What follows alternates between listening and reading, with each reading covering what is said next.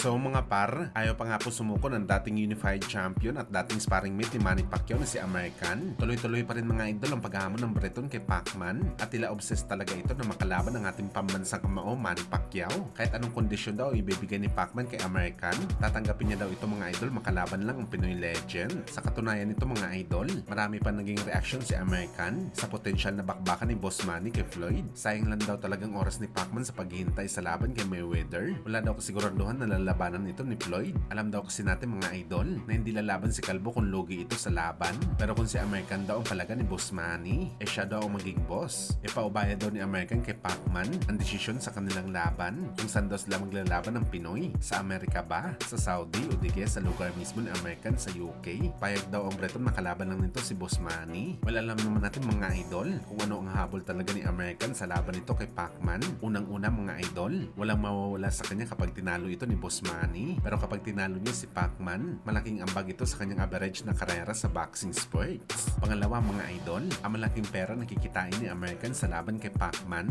Alam kasi nito mga idol na paldo talaga ito basta si Pacman ang kanyang makalaban. Hindi bababa sa 10 million US dollars ang posibleng kitain ni American kay Boss Manny. Maliit ito na pera mga idol para sa ibang superstar. Pero malaking pera na ito para kay American dahil nag-average lang ito mga idol na purse money ng 1 million US dollars sa kanyang laban dati. Nung aktibo pa ito sa bakbakan, 10 times paldo talaga ito kay Boss Manny.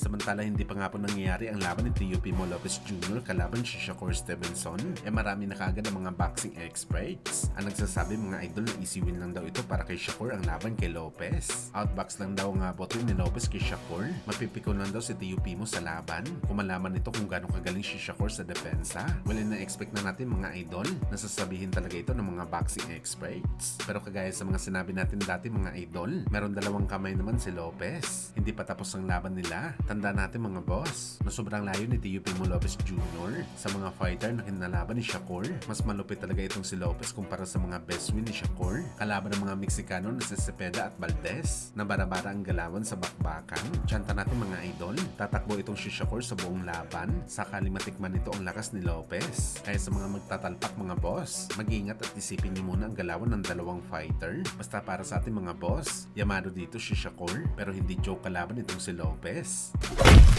Sa kabilang banda naman mga idol, dating 4 division champion na si Adrian Broner nakikiusap sa isang boxing fan na bigyan ito ng alak. Malamang mga idol, ubos na ang pera ni Broner, nawala na ang flex nito sa pera.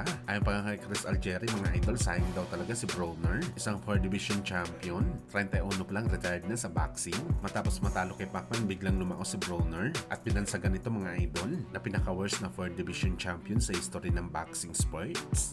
Hey, put both of your hands down. Come on, bad brother.